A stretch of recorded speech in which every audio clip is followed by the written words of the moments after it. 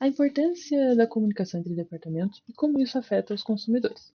Maria Cristina Conzen, Ellen Cauane Botelho e Fernanda Ponte. A empresa escolhida foi a Dental Sorria, uma empresa que atua na distribuição de produtos paraprotéticos há mais de 30 anos. Atualmente, ela enfrentou algumas dificuldades no setor de comunicação interna, principalmente entre os setores do financeiro, vendas e também expedição. Atualmente, visam melhorar principalmente por já ter uma situação, pois já tem uma situação que afetou gravemente uma venda de alguns produtos por conta da má comunicação. Problematização no nosso trabalho.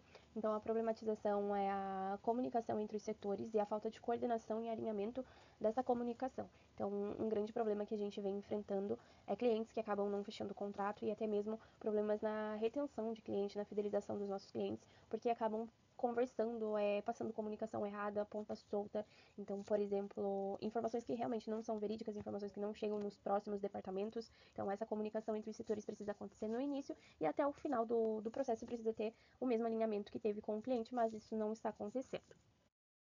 O objetivo do nosso trabalho é analisar os processos entre os departamentos, então os processos de comunicação, né?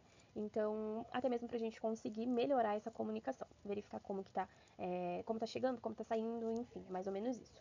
Identificar possíveis falhas na comunicação, para a gente conseguir traçar uns novos métodos de abordagens e também como conversar com o cliente, propor soluções para melhorar a comunicação. Então, isso a gente pensou em oferecer treinamento, curso, até mesmo com colaboradores que estão mais tempo trabalhando, poderiam oferecer esse treinamento de como falar, colaboradores, né, que já conhecem o processo do início ao fim, poderia dar esse treinamento para os colaboradores que são novos na empresa e que ainda não entenderam muito bem o Bem processo. Market é uma ferramenta de análise de mercado baseada na comparação de outras empresas com as suas concorrentes, observando suas metodologias, processos ou produtos e serviços e como funcionam no seu.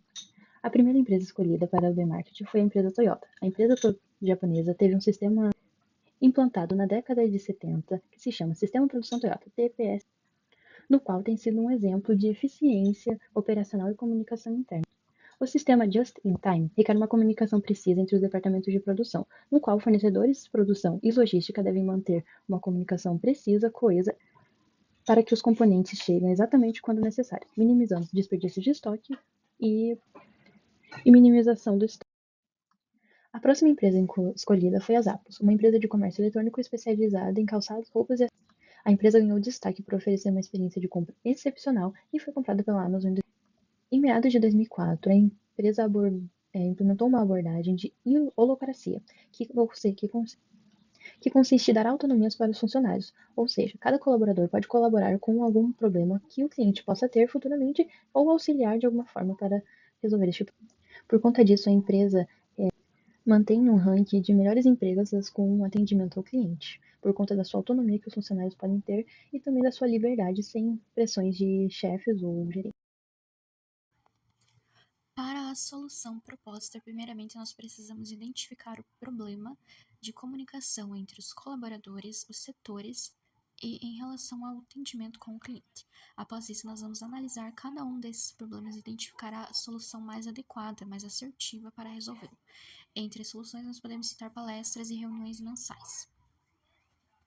Nas fases da solução, após a observação e análise de cada problema encontrado, nós faremos um diagnóstico para propor a solução mais adequada. Normalmente, isso será relacionado à capacitação da equipe. A capacitação ela pode ser individual ou coletiva.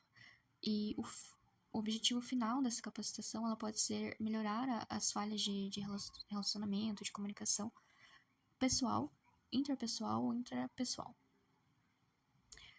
Após a implementação dessas capacitações, que podem se dar por cursos ou palestras, nós faremos reuniões de alinhamento mensalmente para monitorar como se dá, ao longo prazo, as consequências desses treinamentos e entender como a equipe está se adaptando a isso.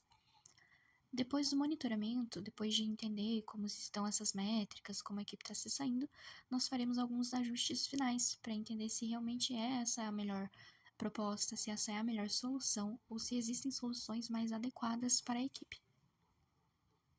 Este projeto visa demonstrar como a comunicação ineficiente pode afetar uma empresa, juntamente com a experiência do consumidor, para adquirir bens ou serviços. Por isso, devemos sempre considerar que A comunicação é um fator muito importante nas empresas, principalmente a interna. Muito obrigada.